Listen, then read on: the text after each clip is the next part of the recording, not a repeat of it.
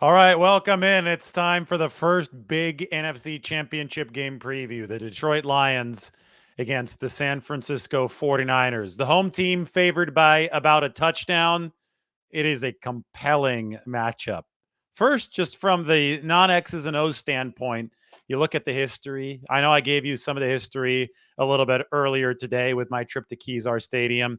We might make this a nice and big live. We might make this a nice and long show. And if that's the case, I'll take you back to those 3 minutes at Kezar, because Kezar's also got part of Candlestick in it with the old Candlestick seats. And the 49ers and the Lions have played twice in the postseason before, once in 1957 at Kezar. Big Lions comeback, and we'll get into that during the Kezar video. And then they played in 1983, about 25, 26 years after that 1957 game. And that was a 49ers win at Candlestick. It was a narrow 49ers win. Joe Montana to Freddie Solomon, about a minute 17 left. I want to say just over a minute.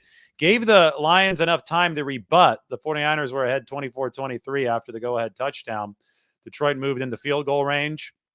Eddie Murray missed a 42-yarder that could have won the game for Detroit. It's staggering to think that Detroit last won a road playoff game in San Francisco at Kezar 67 years ago. They haven't won a road playoff game since then. And B, since the 49ers beat them in what was a gut-wrenching loss for Detroit in 1983, the Lions up until this season had only returned to the postseason once, or only won one postseason game, put it that way. They'd only won one postseason game. It was against the Cowboys at home in the early 1990s, before Dallas became the Dallas that gave the 49ers trouble. I believe that was 91 that the Lions beat the Cowboys at home. Anyway, you fast forward from that year to now, the Detroit Lions, after the 32-year postseason drought, the postseason win drought, have won 2 games in the playoffs. First, they took care of the Rams. Then they took care of the Tampa Bay Buccaneers. But one issue for the Lions has been pass defense. Against both the Rams and the Buccaneers, they gave up a lot of production through the air. And today I wrote the big preview piece on The Athletic that looks at both sides of this article. And we're going to take a look at that piece in a second, but we can look at one of the graphics inside of it right now. Blue is good, red is bad. This is the Detroit statistical profile. You see a lot of blue on the offensive side of the ball.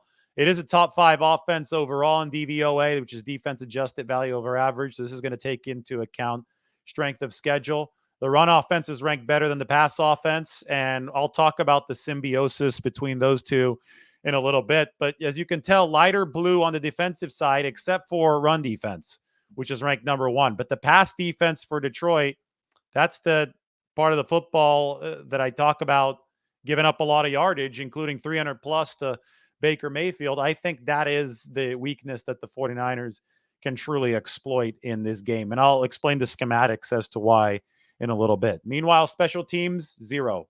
You look at special teams, and special teams is something that for the 49ers has moved the needle in a negative direction this year. For the Lions, hadn't really moved the needle. The Lions are ranked number 19. And finally, the overall DVOA all adds up to number 7.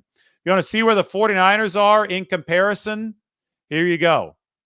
A lot more dark blue across the board, but you do have darker red in that special teams category. The 49ers are ranked number 25. And the lightest blue for the 49ers, their version of the Lions' pass defense weakness is run defense. 49ers ranked number 15. If you look at other metrics that are not opponent adjusted, the 49ers are down at like number 26 in run defense. And if you pair that with what the Lions are doing well, the best component of their offense is run offense. So you got 2 truths here. The Detroit Lions' biggest defensive weakness is against the pass. The 49ers, one of their big offensive strengths, because they have multiple ones, is passing the ball. Meanwhile, the 49ers' biggest defensive weakness is against the run. The Lions' biggest offensive strength is running the ball. So you can see 2 potential fracture points in those regards. And that's what I essentially led my 49ers Lions preview with. That preview is right here. Can the 49ers stop the run? And will the Lions pass defense deliver? Those are the two questions. 49ers stopping the run, Lions delivering on pass defense against Brock Purdy and the 49ers pass game. The Detroit Lions can even things out in this game. They obviously are underdogs, but I think they can even things out if they run the football well. Not only they control the ball, but they've got a couple backs who are sensational. I really like David Montgomery in the 224-pound size. That's bell cow size. But Jahmyr Gibbs, I mean, the guy runs like a rocket. I mean, he takes off. 200 pounds, ball of muscle. He's a home run hitter. So the Lions can score from any part of the field with the run game, which means the 49ers are going to have to be on their P's and Q's and run defense. I don't think that Nick Bosa and Chase Young were nearly good enough on the edge, even against players that weren't offensive linemen. They weren't shedding enough blocks against the Green Bay Packers. Detroit will block your ass. Detroit's going to get after it in the run game. That's their identity. That's their strength. I think the 49ers run defense is going to be tested perhaps more than they've been tested all season against the top 5 Detroit run offense. That is imperative key number 1 for the 49ers. If they do not stop the run, I say it every week, they will not have any fun. There's a chance to have a lot of fun against the Detroit Lions if you stop the run and start pressuring the passer. Jared Goff has been sacked 9 times over his last, I think, 4 or 5 games against the 49ers. He's obviously not mobile. I don't think he's going to be able to run the Jordan Love playbook, which was the big-time fade backwards, 10, 15 yards behind the line of scrimmage at times to get away from the pass rush. Jared Goff doesn't have that kind of movement ability, that kind of athleticism. Goff has been really good this year. We're talking top 5 efficiency when he's thrown from a clean pocket. He's also been top 5 efficiency when he's played at home on the turf in the dome. But it drops down for him to like number 15, right around there for everything when he's either pressured or he's on the road. Well, he's going to be on the road for sure, and the 49ers can make it both of those things, right? They can pressure him on the road. So we knew this about Jared Goff when he was with the Rams.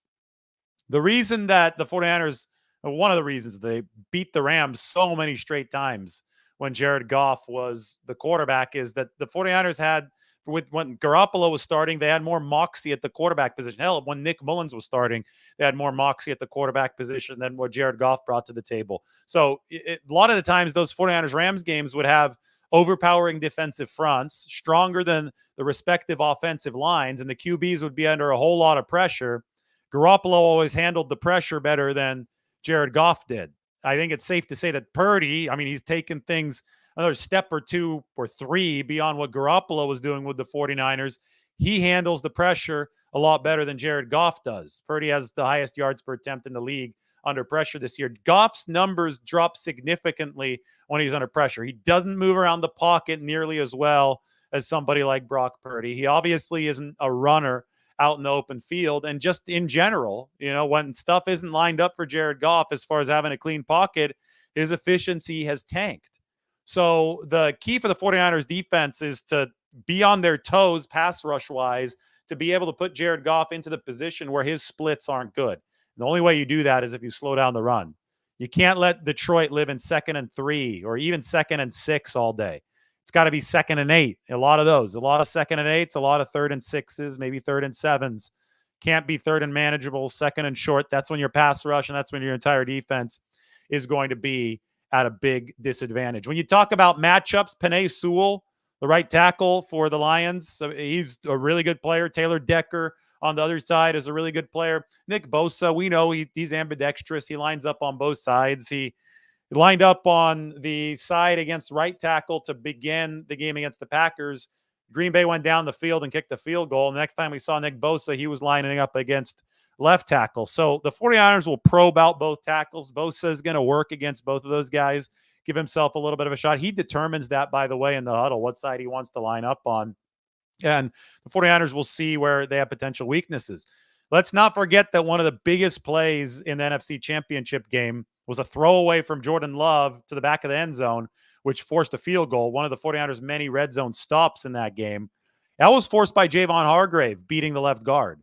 Hargrave remains a premier interior pass rusher. The 49ers have that. Hargrave is going to be working against the interior of that Detroit line. And one of their interior linemen, Frank Ragnow, he's expected to play, but he suffered a knee sprain and an ankle sprain this past week against Tampa Bay. So there might be some weakness there up front for Tampa Bay. Hargrave, though, as good of a pass rusher as he is, has not been as good of a run defender this year.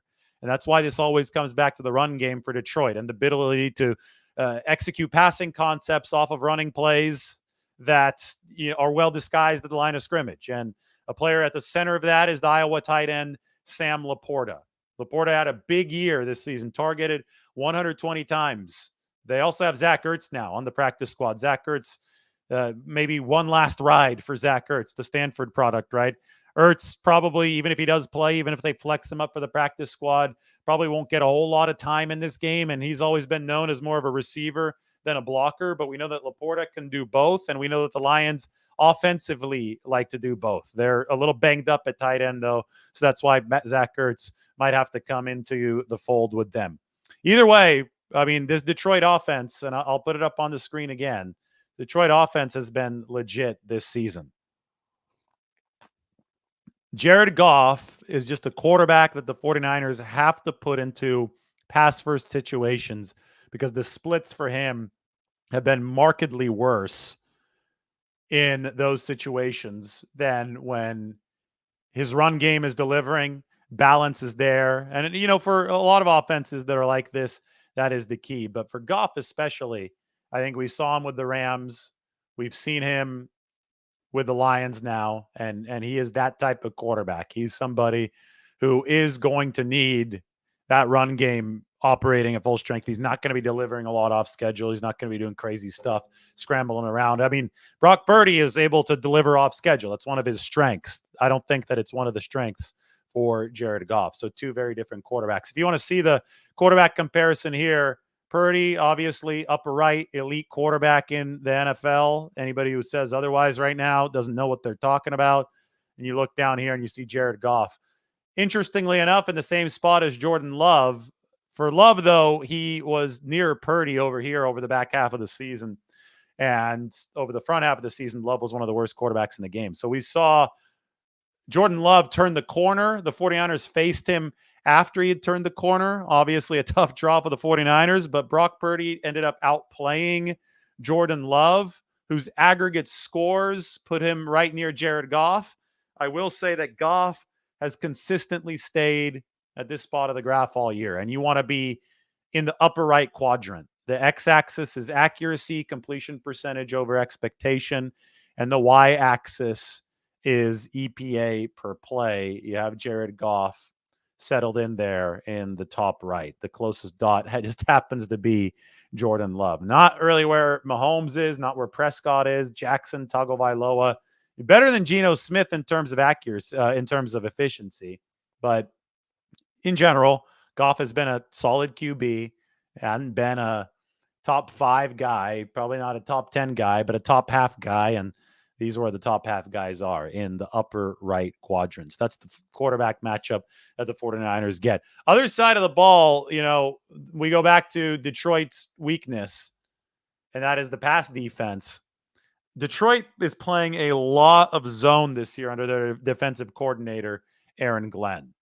And what zone does, it allows you to shore up your run defense because you determine what alignment there's going to be against the various run gaps. And this is the number one run defense in football now. That's, on one hand, that's good against the 49ers, obviously. We know they like to run the ball, and you could probably guess that Detroit is going to try to cut off the 49ers run game. But when you run as much zone as Aaron Glenn, the Lions defensive coordinator, has been running this year, you're going to leave yourself open to some of those intermediate crossers that the 49ers run, especially if it's a lot of cover 4, especially if there's a lot of drops into coverage because the linebackers are focusing on their gaps, and then the over-the-top DBs are focusing on not letting the QB beat the defense over the top.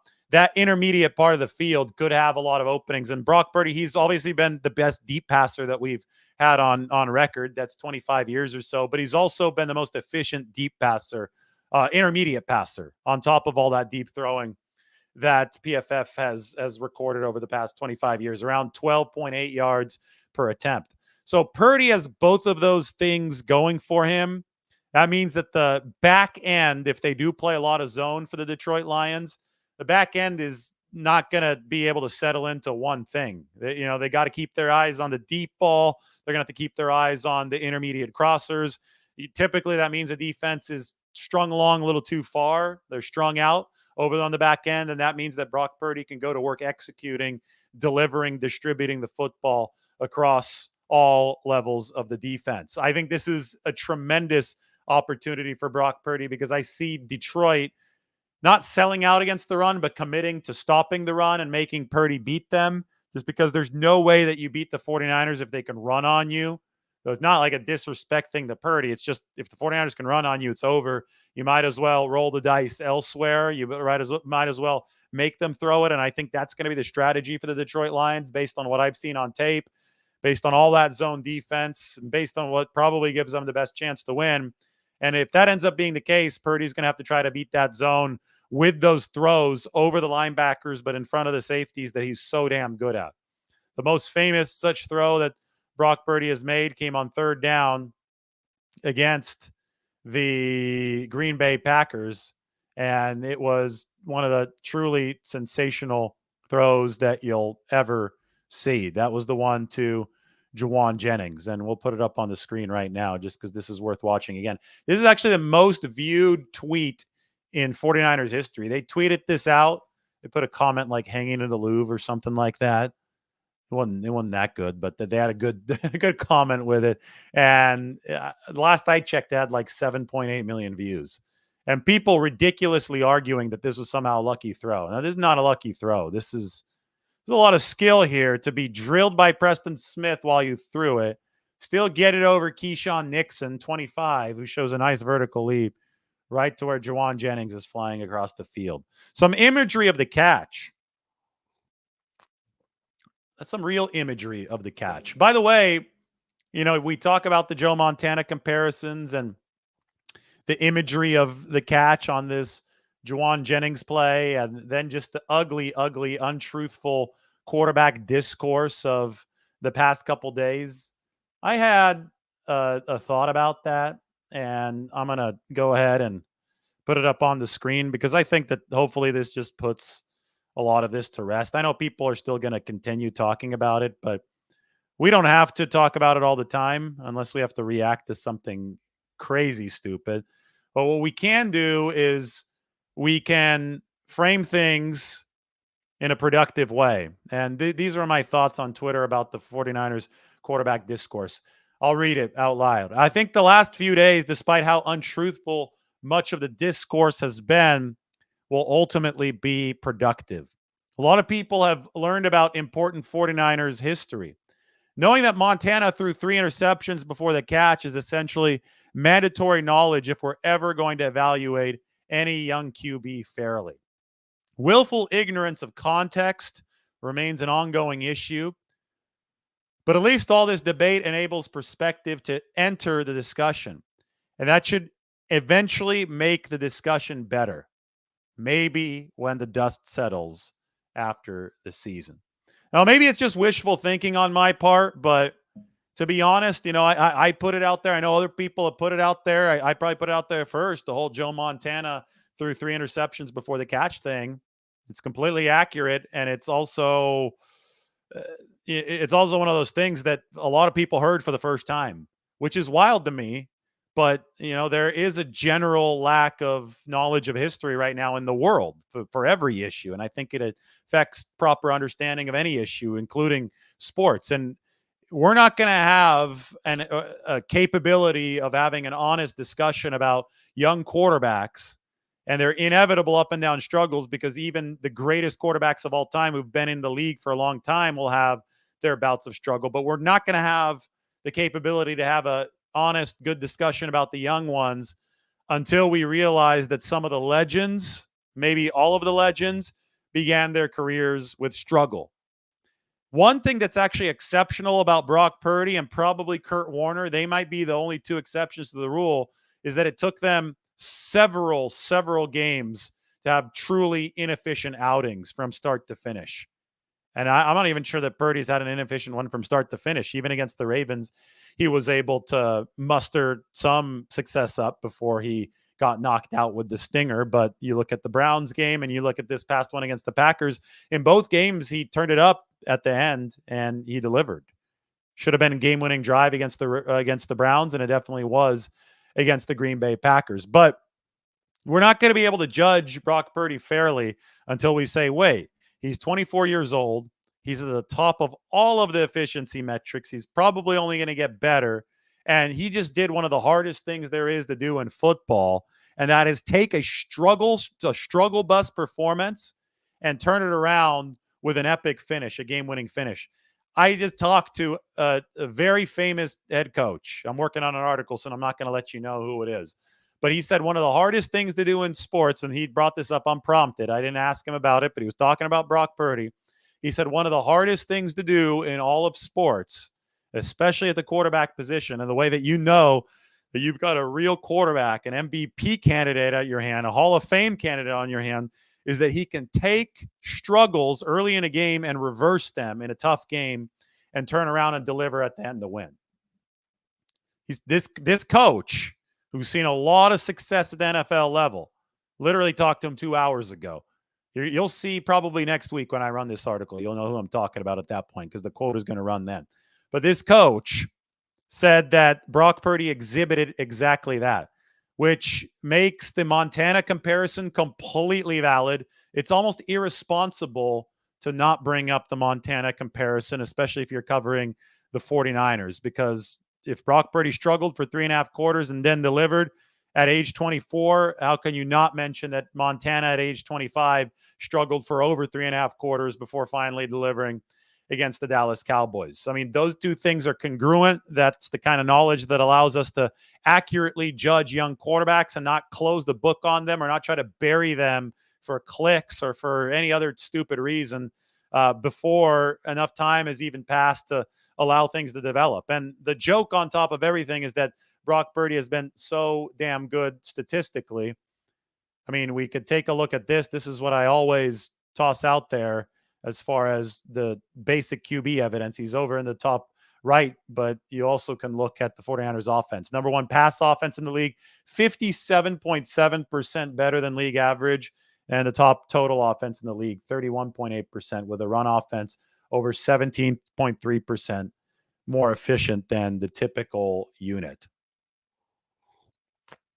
So beat zone, I think pass is going to need to set up the run for the 49ers with Detroit running the zone defense as well as they're running it. They're going to be able to get into some of their gaps. They have some good run stoppers up front. It's not a world-beating defense.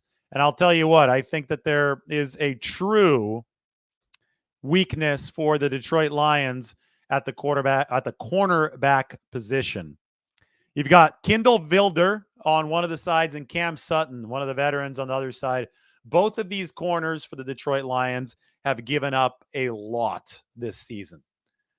Brian Banks is the nickelback for Brian Branch is the nickelback for this Detroit Lions team, and he leads them in tackles. So he's flown around the football. He can cover. I like his cover skills. I like his energy. He's a spark plug for the defense. For a rookie to lead a team in tackles at a position like that, to me, is really impressive because you got to be so involved near the line of scrimmage. Nickelback is a physical position. You've got to bring the toughness of a linebacker and mix it with the agility and the cover skills of a cornerback. So you're doing both when you're that close to the fray. For a rookie to lead that defense, which isn't a terrible defense in tackles, that's really stood out to me. Now, how does that matchup affect the 49ers? Well, they run so much motion and so much, pre-snap disguise stuff and adaptable formations that I don't know exactly who Brian Branch is going to be covering. But whoever he is covering, the 49ers will want to make sure they get plenty of separation from this guy before they throw that way. I think that he has good ball skills. I think that he has good tackle skills. And I think he's generally a player that you circle on the tape and you say, hey, we have to account for him on any given play. The linebackers, I think, are a little bit better in coverage than the Packers linebackers were.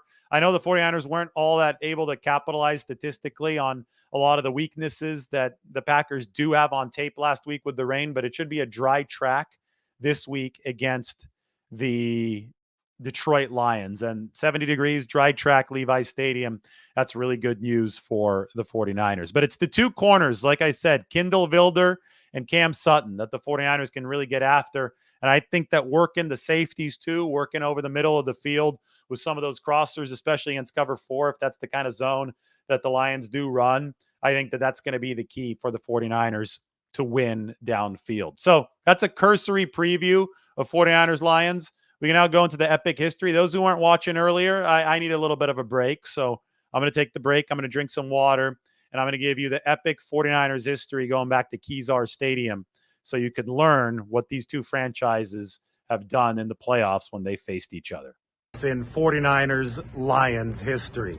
I'm at Kezar Tunnel in the middle of San Francisco is famous in 49ers Lions history.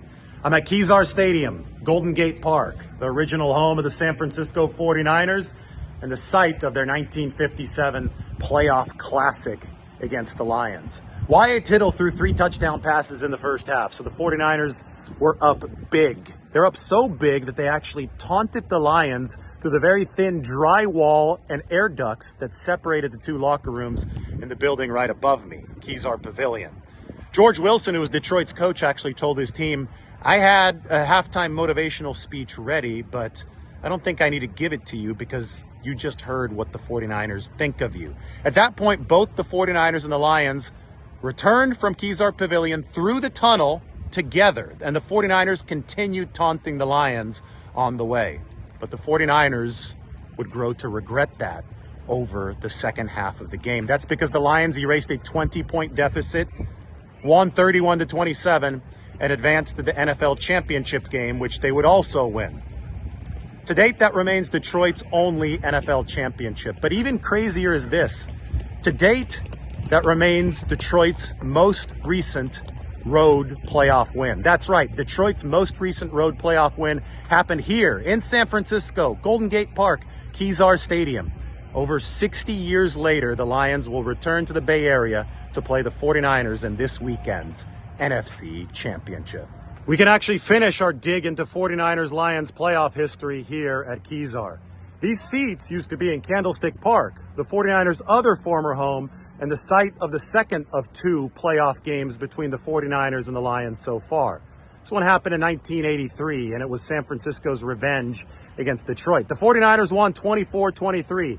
Joe Montana threw the winning touchdown pass to Freddie Solomon with just over a minute left. And then Lions kicker Eddie Murray missed a 42-yard field goal near the very end. That cemented the 49ers' victory, and it also caused one of the most devastating losses in Lions franchise history.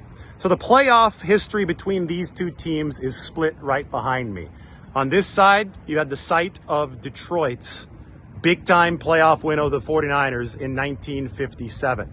And then on the other side, well, you have the seats that saw the 49ers beat the Lions in 1983 at Candlestick.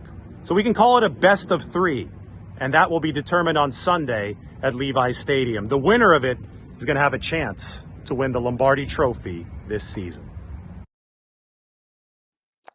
There it is, the tunnel at Kezar Stadium. Thanks for watching. You gave me a necessary break. I was talking to my friend right now. He sent me something good. I've never seen as much criticism of a quarterback after a playoff win. Well, take a look at this. This is Tom Brady and his numbers in 2004, playing the 5 seed Tennessee as the number 1 seed. Brady went 21 of 41, 4.9 yards per attempt. We saw Brock Purdy way above that and a 73.3 rating. This is Brady several years into his career. He's already a Super Bowl champion at this point. Played a much worse game at home against the Tennessee Titans than and I'm not sure what the weather in this game was, but we know it was bad in the 49ers game, so that's what matters. Look at these numbers, though, from Tom Brady.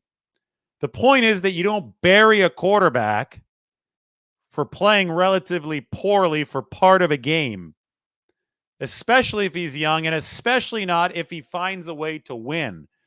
Like I just told you, the coach that I spoke with about Brock Purdy said that one of the most impressive things an NFL quarterback can do is turn around early game struggles to deliver down the stretch, especially in a big game. And that's exactly what Brock Purdy did for the 49ers against the Green Bay Packers. So that was impressive stuff. More context to the Brock Purdy discourse, which has gone out of control. NFC Championship game preview. Back to that, back to the 49ers Lions graphic that I put up on the screen a little bit earlier, if I could find it. I don't know if I can. I don't know if I care. I think we could talk. I think we could answer some questions here on the show. How's everybody doing? 49ers Q&A on this Tuesday evening. Going to be headed down to the facility tomorrow. Today was game planning day at the 49ers facility. It might still be for the coaching staff. We might still have them in their offices looking at some tape, hopefully not watching the YouTube channel, maybe reading some articles. Who knows what they're doing? Maybe looking at some of the Brock Purdy slander. But they're making a game plan for the Detroit Lions. Same thing's happening over in Detroit. Tomorrow is the installation practice. Thursday, you're going to have the big time practice, the one that's the most strenuous, so the 49ers are going to apply a lot of what they've installed for the game plan. Friday is more of a walkthrough. Saturday is a true walkthrough. Sunday is the NFC Championship. We are here. It is the NFC Championship game. It's huge. The winner goes to the Super Bowl. The vibe is going to be electric. I remember the last one that I covered at Levi Stadium had a totally different feel than even the divisional playoffs the week before. You go into the stadium on NFC Championship Day and you realize there is something huge at stake, and a Super Bowl berth is huge. It is the Super Bowl has its own atmosphere. It's obviously the Super Bowl, but the NFC Championship is the highest level NFL game that is played on home turf. It's actually played at a home stadium with a home field advantage, and that gives it a whole different type of electricity. The 49ers in that 2019 season NFC Championship game completely jumped over the Green Bay Packers, all over them, 27-0 before anyone could blink.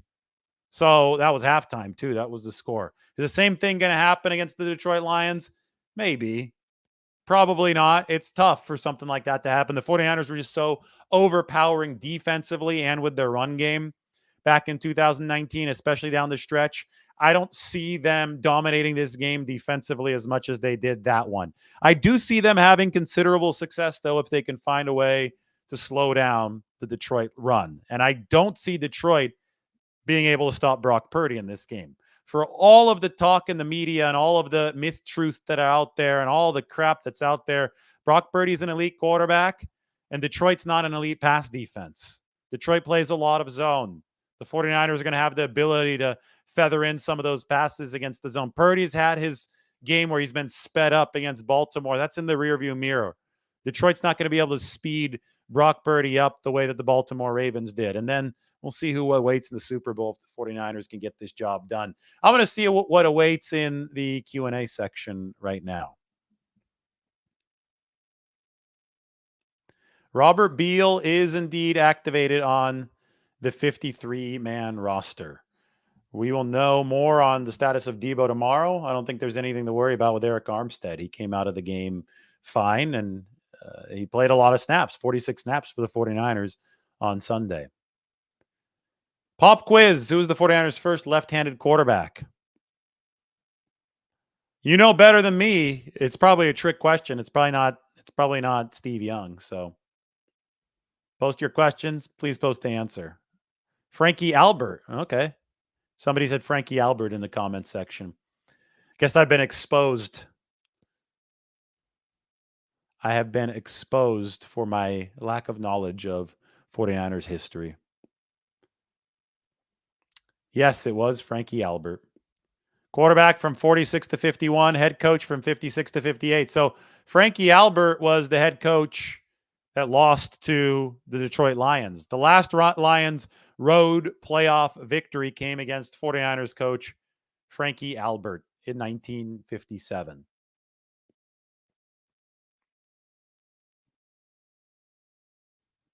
There we go. David Lombardi, fake fan. I love that term, fake fan. You're a fake fan. You're not a real fan. You're a fake fan. It's like the biggest insult that you could throw these days on Twitter is fake fan. It's really funny. Somebody's asking about Zach Ertz. What about him? Ertz is on the Lions. 49ers might see him. He's on the practice squad. They're going to have to see if he gets up to speed quickly enough to activate him. But they have tight end depth issues, so he probably does have a chance to play this week.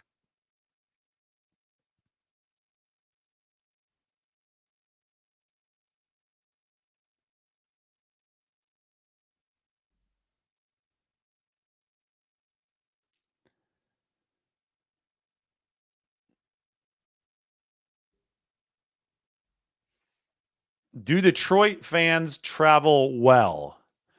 I saw the Vivid Seats projection was 82% 49ers fans, which is about right. I would expect.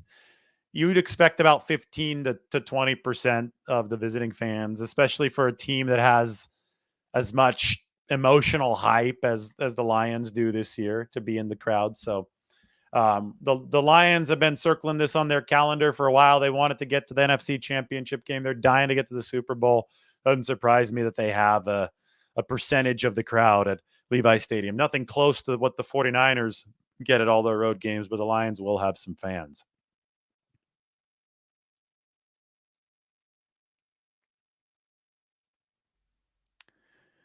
Well, Gibson is for sure going to start. It's either Brown or Logan Ryan.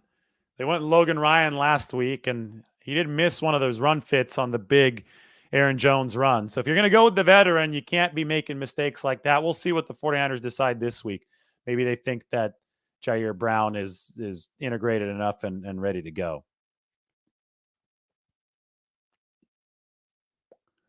Will the D-line get home on Sunday? Well, let's find out. Penei Sewell against Nick Bosa. Massive matchup. Maybe some Sewell against Chase Young. We'll see what side Chase lines up on, but Sewell's going to be at right tackle. Is there concern between McKivitz and Hutchinson? Yeah, I mean, Hutchinson's better than McKivitz. The nice thing is that when Trent Williams is as good as Trent Williams is, you never have to think about helping him with chip protection or sliding help to his side. Trent Williams is going to be fine against whoever lines up there, which means all your help can go to Colton McKivitz. That's a big advantage. Also, Brock Purdy can trust the Trent Williams blind side. That means that Purdy can do his thing as far as evading the rush, quickness in the pocket, feel for the pocket. It all works together, right? So if your left tackle is a Hall of Famer, he can make your right tackle situation better just by fact that you don't have to help the left side. You can dedicate the help to the right and the focus to the right from the quarterback.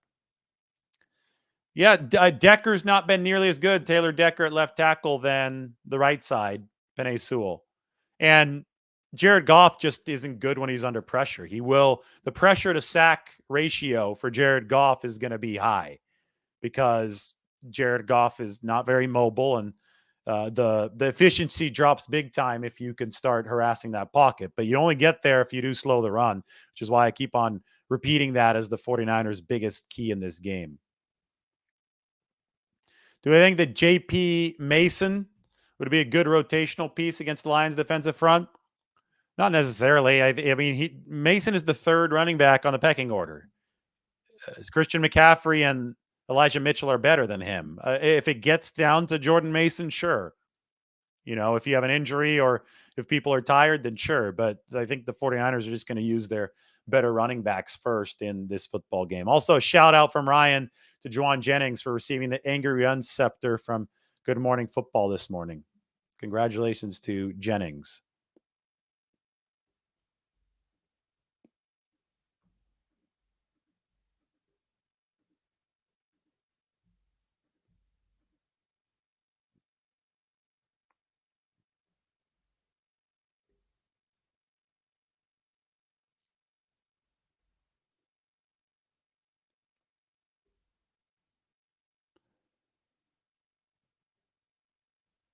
Were people really walking back Brock Purdy statements today? People know they messed up. I didn't. I tune it out. Like I said, I don't make insignificant people significant. I know I was getting attacked a ton. I know I was right, so I kind of just smirked through the whole thing. Didn't have to. Didn't have to walk anything back. The Montana Purdy game comparisons are completely legit. I put it up on Twitter right before the show. A kind of just closure for this whole discourse. I said I think the last few days will be productive because people have been exposed to 49ers history. And when people are exposed to history, they're more likely to have perspective. And when people are more filled with perspective, they're likely to have better discussions. And when you have better discussions, you're less likely to unfairly, prematurely bury a young quarterback. Yeah, well, everybody can tweet at McAfee and let me know that you want me to go on the show again. I haven't been on in a while. It would be fun to get back on there though.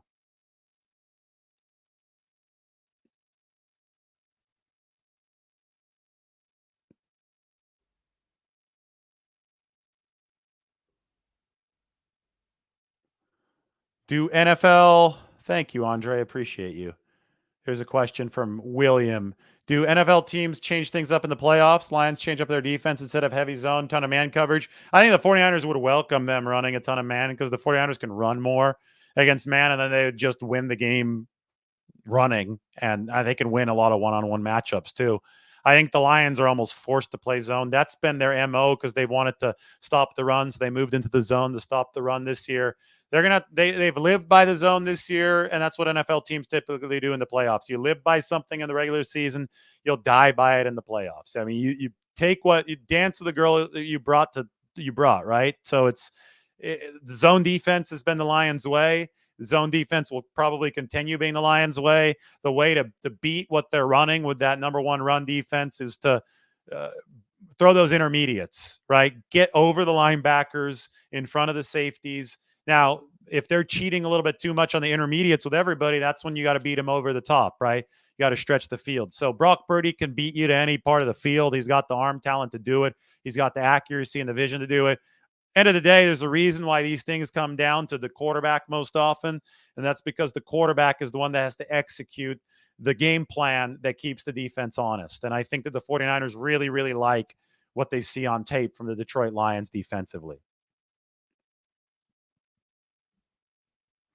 Here's the simple key on the other side. Pressure Goff, get INTs. The 49ers have done a lot of that as they've played Jared Goff over the past several games.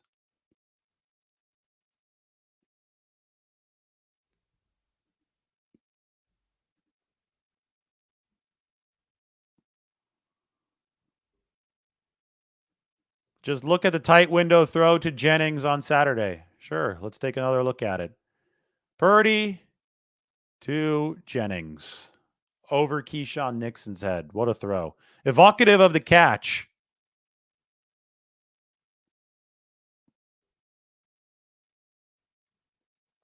This is a good one. People completely ignore use check. You should get a few more touches because it's unexpected. I think here and there he will. I think that is a trump card for the 49ers.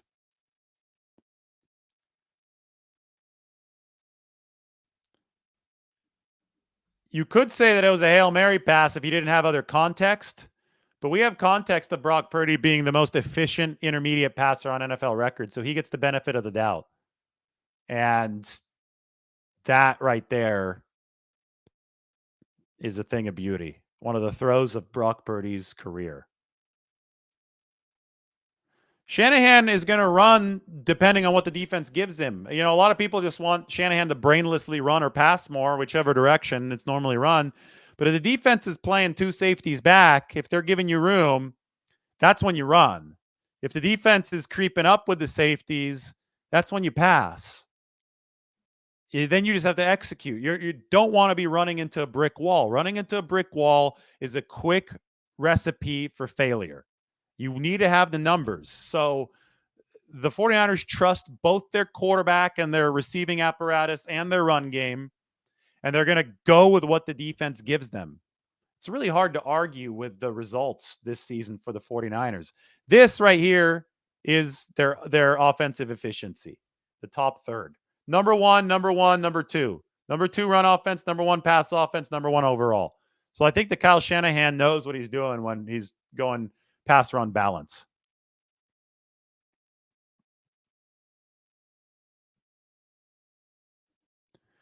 Back in January 1982, when the 49ers won the Super Bowl, the city went nuts. Will you do a live stream if and when they win this one? Well, I'm going to be at the Super Bowl if they win it. So, yeah, I mean, I'll do a live reaction and everything. Maybe I could get, maybe we could start thinking about that. Maybe I could get a correspondent on scene, go live with a San Francisco reaction in the city.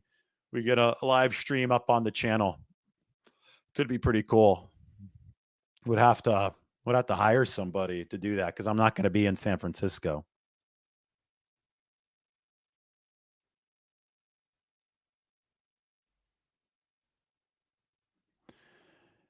You saw Purdy scramble for close to first down. One of the biggest plays in the game. He's very mobile. That was a hell of a play. Gutsy, head first, getting in there near the 5-yard line. I don't know if you necessarily want to see it all too often. You don't want him to turn into a running quarterback. You want him to be a guy that uses his legs to complement his pocket passing presence.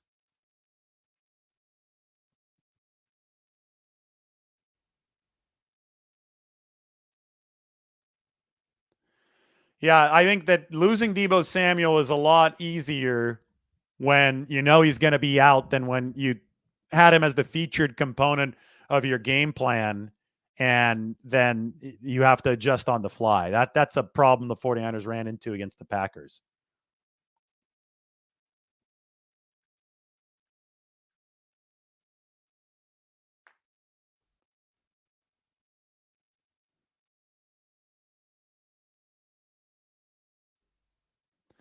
Driverless car got mad at me last time, though. I accidentally hit the windshield. Well, I thought it was the windshield wiper because I wanted to get a clearer view of San Francisco City Hall for all of you. And then unfortunately, that didn't work out. So I hit the windshield wiper thing, and they called me like, "Hey, why are you touching the controls on the car?" And I'm like, "Sorry, I didn't know." It was pretty funny stuff, um, but anyway, San Francisco City Hall. There it is. This is 49ers colors right now at San Francisco City Hall, all through the week. Coit Tower as well. I've had some good food this week, but I haven't had a chance to put it up on the channel yet. I had the Lombardi special breakfast sandwich today, actually, from Jumpstart. Maybe that's actually something I probably need to get up on the screen for everybody. I'll take a look here in a bit. Where is it? Did it already import this morning? We'll see. Oh, here we go.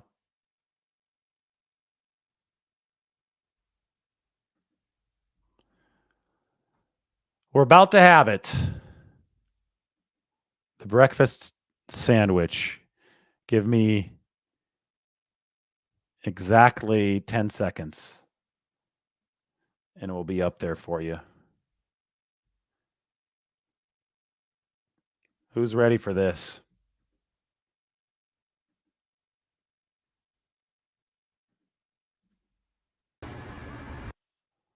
This is it.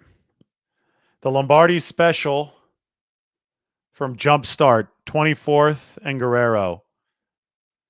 Supposedly some 49ers fans from Hawaii made it into Jumpstart the other day and ordered the Lombardi special before a game.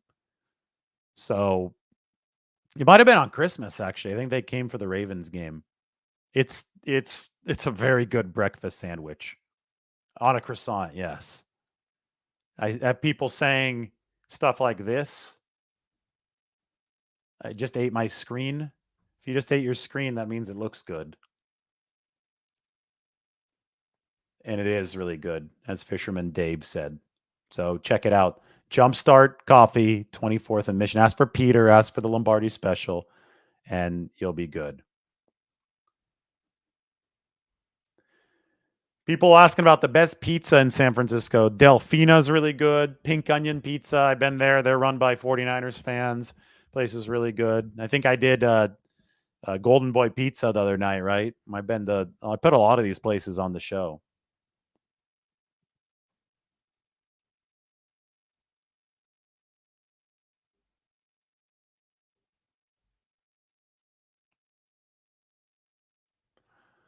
All right, everybody. It's been fun. I wanted to go 50 minutes today, and I did go 50 minutes today. I was just looking through some of the comments, but I think it's time to go. I think we ran out of questions that I feel like answering right now. So it'll be good. 49ers Lions, that was an initial preview. We're going to break it down much more specifically moving forward into the rest of this week. Thanks for watching. Check out all the Kezar footage. And hey, maybe I'll provide a spoiler, maybe something from Candlestick Park coming a little bit later this week.